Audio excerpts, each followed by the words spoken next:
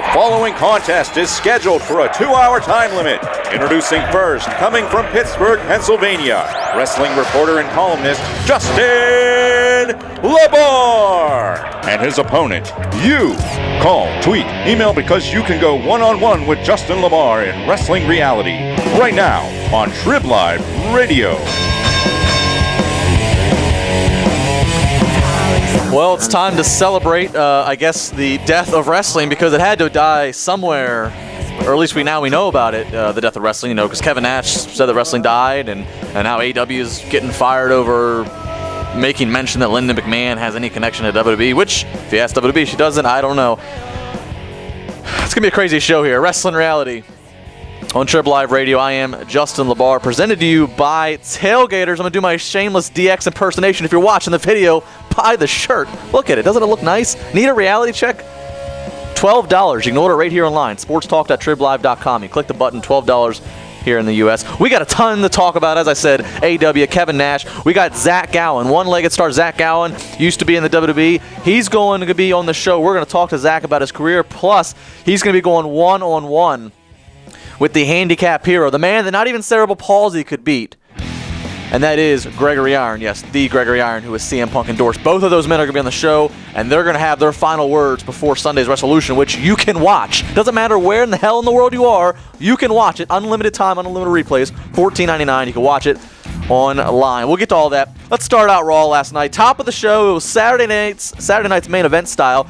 WWE Champion CM Punk versus Big Show. Eventually, Daniel Bryan comes out, slaps on the no-lock on CM Punk. Then here comes John Cena. AJ does a Teddy Long style, makes a tag match for later on. JTG is heard complaining backstage from AJ. Now, folks, this is what we call art imitating life.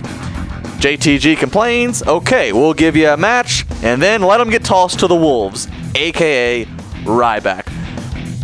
Michael Cole addressed the tweets, which would make some people think that this whole JTG business is an angle. Well, potentially now it is an angle, but to start, it wasn't. The evidence in the tweets, he did them during Raw last week, which they would never start. That doesn't really make sense, and it was too vague. It was too vague. It was too real. If WWE was purposely having him start an angle, it would have been done differently, but hey, maybe that's part of his gimmick now. All in all, power to him, because he got TV time, good, bad, or otherwise. Heath Slater versus R-Truth. I enjoy both of their works. I wish they were in different capacities, but be as it may. Truth with the win. Out comes the primetime players minus AW. They, of course, attack R-Truth. They explain Kofi Kingston is not there.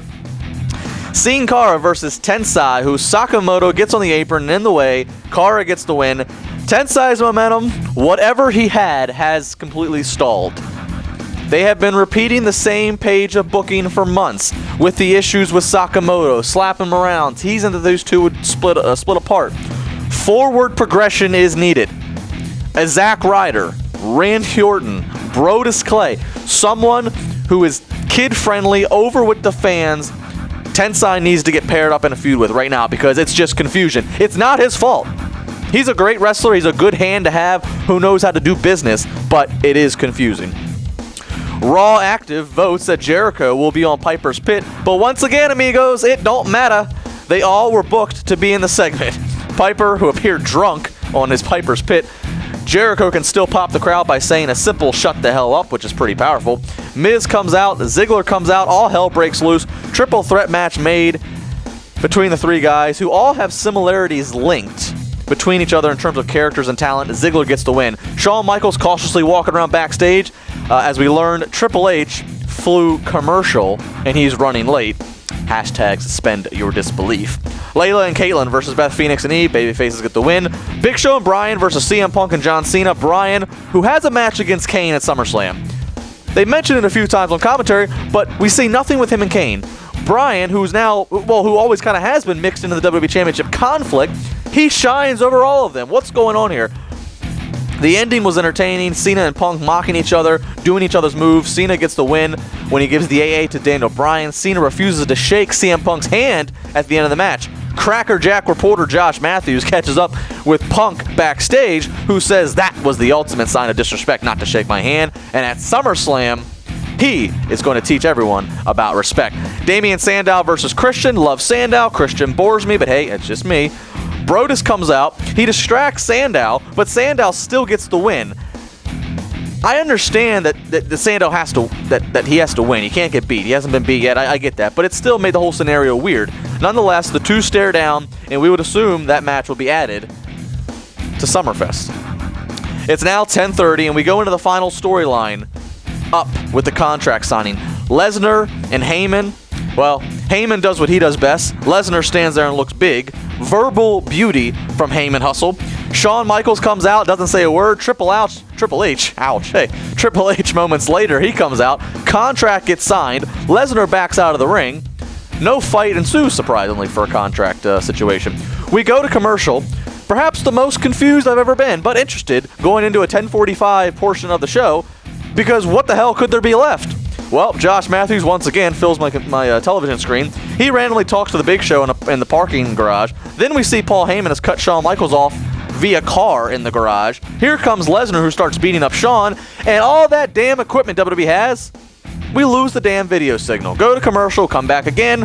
Brock Lesnar carrying Shawn to the ring, F5s him, and then as Triple H tries to save him, Lesnar break Shawn's arm. That's the way it is. I'm sold on the match. We got a lot of things to talk about that match, the rest of the SummerSlam card. Go to Bleacher Report if you haven't done so during this commercial break. I reveal why at WrestleMania or at SummerSlam we're going to find out the Undertaker's WrestleMania 29 opponent, and that does tie in with the Brock Lesnar Triple H match. So go check that out on Bleacher Report. When we come back, we'll talk about all that. Nash's comments, AEW's fired. Daniel Bryan is shining over everybody. Zach Allen, Gregory Iron, everybody's coming up here soon. Wrestling Reality on Trib Live Radio.